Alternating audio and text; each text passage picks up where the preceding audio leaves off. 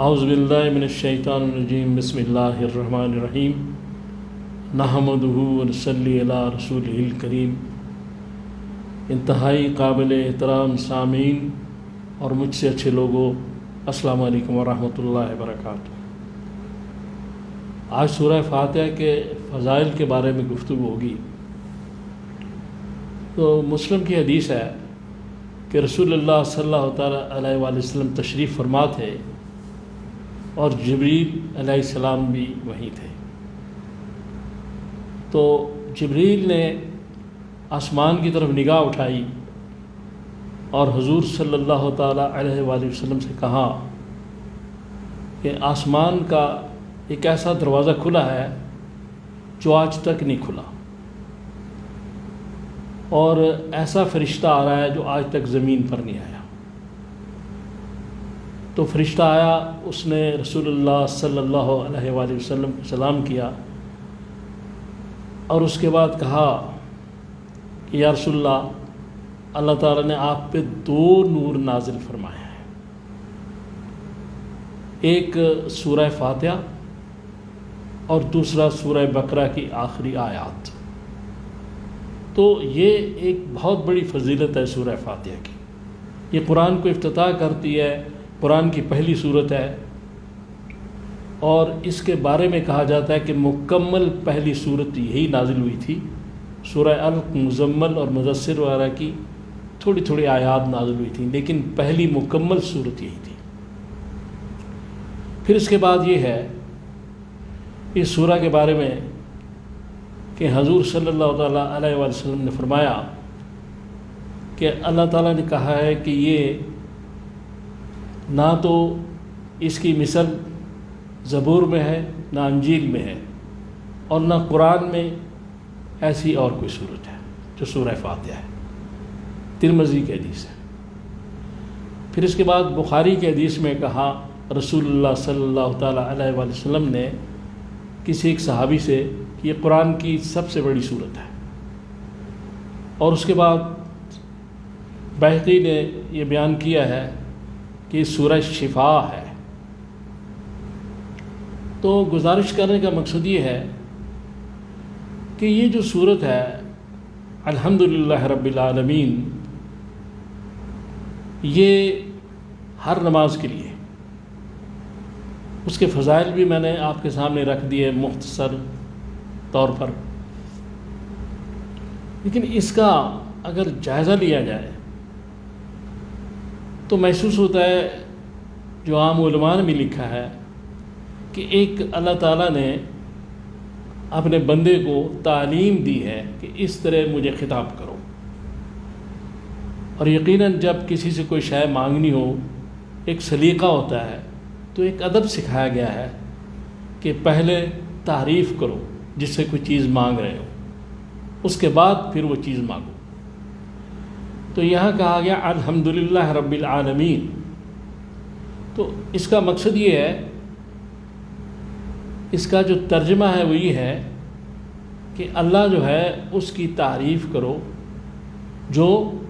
تمام عالمین کا پروردگار ہے، پرورش کرنے والا ہے۔ تو اب اللہ تبارک تعالیٰ نے تخلیق بھی فرمایا مخلوق کو،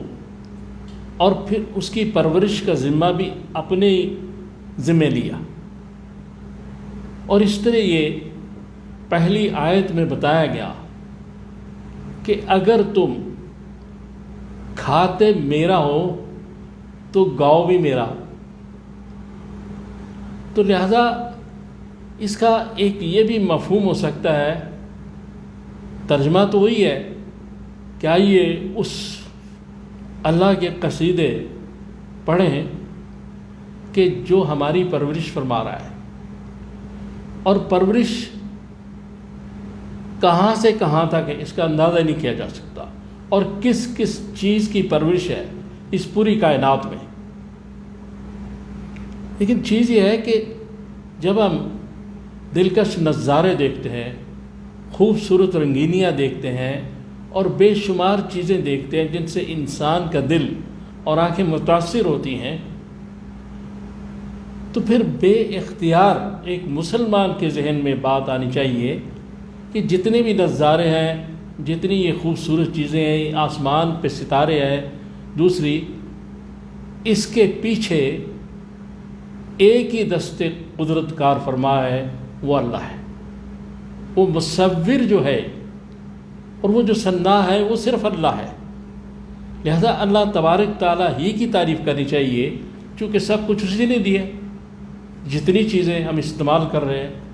سب اللہ تعالیٰ کی طرف سے ہے۔ پھر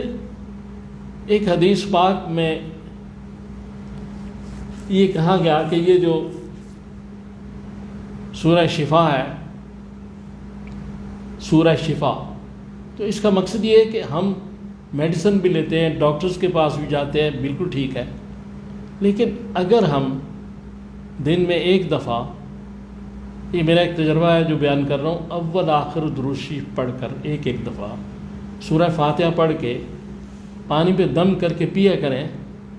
تو اس سے بے شمار روحانی جسمانی بیماریاں ختم ہو جاتی ہیں، خصوصاً روحانی بیماریاں۔ چونکہ یہ اللہ تبارک تعالیٰ نے ایک ایسی صورت نازل فرمائی ہے کہ جو بندوں کی زبان میں گفتگو کی گئی ہے، اور مسلم کی حدیث ہے کہ اللہ تعالیٰ نے اس کو 2 حصوں میں تقسیم کیا۔ یعنی پہلے اللہ تبارک تعالیٰ کی تعریف ہے، الحمدللہ رب العالمین الرحمن الرحیم مالک یوم الدین تعریف ہے۔ پھر اس کی ایک جو درمیانی آیت ہے، ایاک نعبد و ایاک نستعین، اس کا مطلب ہے، اس کا کہا گیا مسلم شریف کے حدیث میں کہ 2 حصوں میں تقسیم ہے، ایک اللہ کے لیے، ایک بندے کے لیے۔ یعنی اس میں درخواست بھی ہے، اس میں التجا بھی ہے، اور اس میں اللہ تعالیٰ کی حمد و ثنا بھی ہے۔ جیسے ایاک نعبد و ایاک نستعین، ہم تیری ہی عبادت کرتے ہیں، یہ اس کی ثنا ہو گئی، اس کی حمد ہو گئی۔ وَإِيَّاكَ نَسْتَعِينُ، اور مدد بھی تجھ سے مانگتے ہیں۔ یعنی اس میں یہ بات بتائی گئی ہے کہ اگر اللہ کی عبادت کرتے ہو پھر مدد بھی اللہ کے سوا تمہاری کوئی نہیں کر سکتا، لہذا جس کی عبادت کرو گے مدد پھر اسی سے مانگنا۔ یہ ایک بہت بڑا قانون بتایا گیا جس نے ہر شے کی جڑ کاٹ دی، شرک کی، سب کچھ۔ اب اس کے بعد پھر آتا ہے کہ اہدنا الصراط المستقیم، یہ پھر ہماری دعا ہے کہ یا اللہ ہمیں سیدھا راستہ دکھا دے۔ صراط الذین انعمت علیہم غیر المغضوب علیہم ولا الضالین، آمین۔ یعنی ان کے راستے پر جن پر تیرا انعام و اکرام ہوا ہے، ان کے راستے پر نہیں کہ جو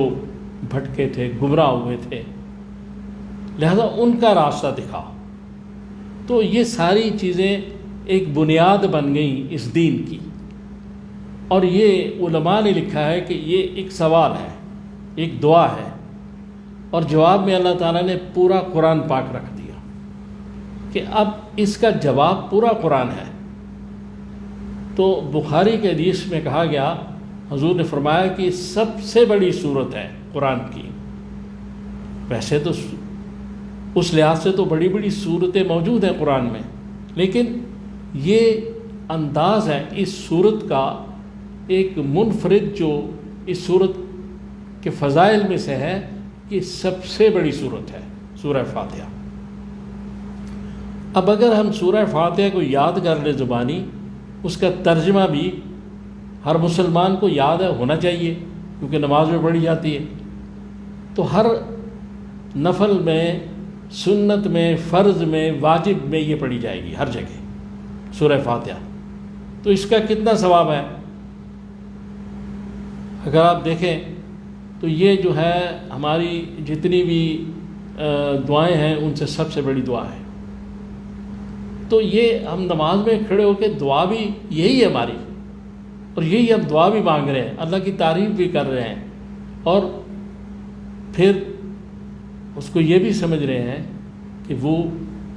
جزا کے دن کا مالک ہے، ڈے آف ججمنٹ مالک ہے اس کا، یعنی انصاف کے دن کا مالک ہے، جزا کے دن کا مالک ہے۔ اللہ تبارک تعالیٰ جو ہے نا وہ کسی شے کا محتاج نہیں، ہر شے اس کی محتاج ہے، تو اس کا انصاف بھی اسی کا محتاج ہے، وہ اپنے انصاف کا بھی محتاج نہیں، وہ جب چاہے کسی پہ کرم کر دے۔ تو اس لیے یہ ساری باتیں مالک یوم الدین کہا گیا، جج نہیں کہا اللہ تعالیٰ نے اپنے آپ کو، مالک ہوں میں انصاف کا، مجھ سے کوئی سوال نہیں کر سکتا کہ میں نے کس کو بخش دیا کس کو نہیں بخشا، لیکن میرے احکام پہ چلنا ہے، میں اسی کو بخشوں گا جو میرے احکام پہ چلے گا۔ لیکن آگے ایک بحر کرم ہے اللہ تعالیٰ کا، ایک اس کا رحم ہے، اس کے بے شمار چیزیں، وہ جس کو چاہے عطا فرما دے، جس کو چاہے دے دے۔ تو محمد رسول اللہ علیہ وسلم نے فرمایا کہ یہ جو ترمذی کے حدیث میں آپ نے کہا کہ جس کے دست قدرت میں میری جان ہے، یعنی اللہ کے بارے میں کہا، قسم ہے اس کی کہ یہ جو نہ بائبل میں ہے، انجیل میں، نہ زبور میں اور نہ قرآن میں یہ ایسی صورت ہے، تو یہ قسم کھا کے آپ نے کہا کہ مجھے قسم ہے اس ذات کی جس کے دست قدرت میں میری جان ہے۔ تو ہم قرآن بھی پڑھیں، روز پڑھیں، اچھی بات ہے، پڑھنا چاہیے ایک مسلمان کو، لیکن سورہ فاتحہ یہ بڑی زبردست چیز ہے، اور اس کو بار بار پڑھنا،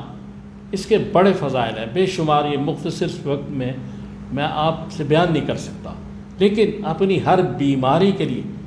اگر کچھ بھی نہ آدمی تندرست بھی ہو، ایک دفعہ پانی پہ دم کر کے اول آخر درود شریف یہ سورہ فاتحہ پڑھ کے ہمیں پینی چاہیے، اور یہ ایک فیض عام ہے اللہ کا، اس کے رسول کا، جس سے ہمیں فائدہ حاصل کرنا چاہیے۔ ہم ادھر ادھر بھٹکتے پھر رہے ہیں، اللہ رسول کی طرف کیوں نہیں جاتے، اس کی طرف رجوع کیوں نہیں کرتے، وہ وظائف کیوں نہیں کرتے جو رسول فرما رہا ہے، وہ بات کیوں نہیں کرتے جو اللہ کہہ رہا ہے۔ ہم ہر قسم کی شفا حاصل کر سکتے ہیں سورہ فاتحہ سے، لیکن یقین اور ایمان کی ضرورت ہے، یہ چیزیں بہت ضروری ہیں۔ اگر یہ نہیں ہے تو پھر کوئی مسئلہ ہی نہیں، چونکہ اس کے بعد ہی کہا گیا لا ریب فیہ، الف لام میم ذالک الکتاب لا ریب فیہ، تو شک نہیں ہے، شک کے ساتھ اس کتاب کو مت پڑھیں، اس کو یقین کے ساتھ پڑھنا پڑے گا، اور جتنا یقین ہوگا اتنے کام جو ہے وہ بہتر ہوتے جائے گے۔ ہم مسلمان ہیں، ہمیں جو دین کی تعلیم دی گئی ہے ہم نے اسی پر چلنا ہے، ہم نے قرآن حدیث کو اختیار کرنا ہے، ہم نے اتباع رسول اور اللہ کے احکامات کو ماننا، اتباع رسول میں چلنا ہے۔ اس لیے سورہ فاتحہ یہ جو الحمد شریف ہے اس کو اپنا معمول بنائیے، اور پھر دیکھیے آپ خود محسوس کریں گے کہ اس کے کتنے فائدے ہیں۔ جس طرح میں نے پہلے کہا تھا کہ نماز جو ہے پڑھا کریں، اس کے کتنے فائدے ہیں، اس طرح میں گزارش کر رہا ہوں پھر کہ سورہ فاتحہ کو اپنا معمول بنائیں، جہاں تھوڑی بہت تکلیف ہے دم کر کے پی لیا کریں، کسی کو دم کر کے دے دیا کریں، ویسی بات نہیں، ہر آدمی دوسرے کے لیے دعا کر سکتا ہے، ہر آدمی دم کر سکتا ہے، یہ کوئی خصوصی چیزیں نہیں ہیں، لیکن اس آدمی کا باشرہ ہونا اور نمازی ہونا ضروری ہے، لیکن یہ نہیں کہ خاص لوگ ہوتے ہیں، نہیں، سب کر سکتے ہیں۔ تو اللہ تعالیٰ سے دعا کریں کہ اللہ تعالیٰ مجھے آپ کو توفیق دے کہ جو میں نے باتیں کی ہیں ہم ان پہ عمل کر سکیں۔ صلی اللہ تعالیٰ علی خیر خلقہ محمد و آلہ وسلم۔